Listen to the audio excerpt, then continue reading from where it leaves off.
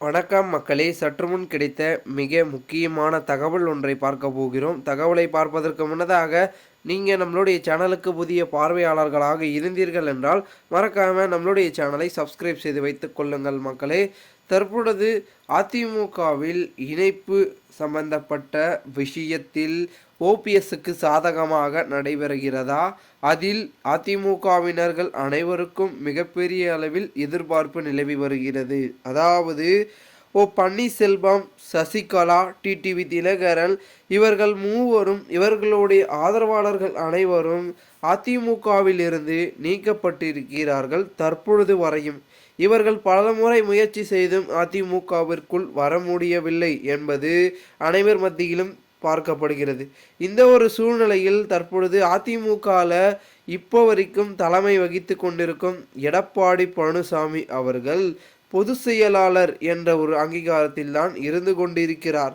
இந்த ஒரு சூழ்நிலையில் சமீபத்தில் நடந்த பொதுக்குழு கூட்டத்திலும் கூட மிகப்பெரிய அளவில் எதிர்பார்ப்பை நிலவி வைத்திருந்தார்கள். ஆனால் அங்கு எழுந்த கேள்விகள் என்னவாயிற்று என்றால், தொடர் தோல்விகளால் அதிமுக சரிவை நோக்கி சென்று கொண்டிருக்கிறது. அதனால் நீங்கள் கொஞ்சம் ஒன்றுபட வேண்டும், அனைவரையும் சேர்க்க வேண்டும், நீக்கப்பட்டவர்களை ஒன்றிணைக்க வேண்டும். அப்பொழுதுதான் கட்சி செயல்படும், தீவிரமாக வெற்றியை அடையும், மிகப்பெரிய அளவில் வெற்றி நாம் 2026 பெற முடியும். இப்படி மாவட்ட செயலாளர்களும் ஆதரவாளர்களும் பொதுக்குழு உறுப்பினர்களும் சொல்ல ஆரம்பித்து விட்டாங்க. இந்த ஒரு சூழ்நிலையில் இதையெல்லாம் கேட்டிருந்த எடப்பாடி பழனிசாமி கொஞ்சம் யோசனையில் போயிட்டு பார்த்திங்கன்னா அந்த ஒரு பொதுக்குழுவை அப்படி இப்படின்னு நடத்தி முடிச்சிட்டாங்க. இந்த ஒரு சூழ்நிலையில் தற்பொழுது ஓபிஎஸ் அணியினருக்கு என்னன்னா, கொஞ்சம் என்னதான் அவர் நீக்கப்பட்டிருந்தாலும் அவர்களுடைய இணைப்பை கண்டிப்பாக ஆதரவாளர்களும் சரி அதிமுகவினர்களும் எதிர்பார்க்கிறார்கள்.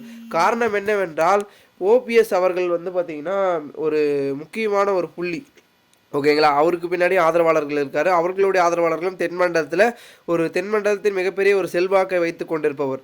இந்த ஒரு சூழ்நிலையில் அந்த ஒரு செல்வாக்கு மிக்கவர் பார்த்திங்கன்னா அதிமுகவில் இல்லைன்னா அவர்களுடைய ஆதரவாளர்களுடைய வாக்குகளும் என்பது அதிமுகவுக்கு இப்படி தான் வரும், முழுமையாக வராது. ஸோ அதெல்லாம் பார்த்திங்கன்னா எடப்பாடி பழனிசாமி கொஞ்சம் அறிந்து தெரிந்து செயல்பட்டு அனைவரையும் ஒன்று திரட்டணும். சசிகலாவையும் டிடிவி தினகரன் ஓபிஎஸ் அவர்கள் ஒன்று திரட்டணும்.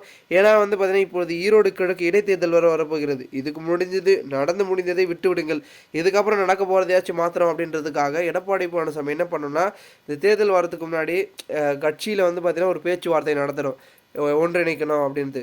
ஒன்றிணைக்கிறதுக்கு எல்லாரையும் அழைத்து பேசி சமாதானப்படுத்தி அதில் பார்த்திங்கன்னா ஒரு சில முடிவுகளை எடுத்து இந்த மாதிரி செயல்படலாம் அப்படின்னு ஒன்றுபட்டு இருந்தால் கண்டிப்பாக அதிமுக அனைத்திந்திய அண்ணா திராவிட முன்னேற்ற கழகம் என்ற ஒரு மிகப்பெரிய இயக்கத்தை வலிமையாகவும் மிகவும் ஒரு வெற்றி பாதைக்கு கொண்டு செல்லலாம். ஸோ அதை பண்ணுவாங்களா அப்படின்னு கேட்டிங்கன்னா பண்ணக்கூடிய ஒரு சூழல் உருவாயிட்டிருக்கு. கண்டிப்பாக ஓபிஎஸ் அவர்களும் அதுக்காக தான் காத்துட்ருக்காரு.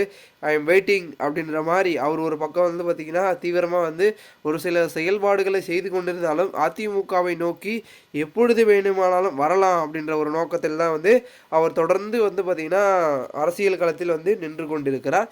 பொறுத்திருந்து பார்க்கலாம். ஈரோடு கிழக்கு இடைத்தேர்தல் வேறு ஒரு பக்கம் நெருங்குகிறது. அதன் பிறகு பெரும் விதத்தில் பார்த்திங்கன்னா அனைத்து விதமான அதிமுகவினர்களும் ஒரு சில விஷயங்களை பகிர்ந்து கொண்டே இருக்கிறார்கள் கட்சிக்குள். ஸோ என்ன நடக்கிறது என்பதனை பொறுத்திருந்து பார்ப்போம்.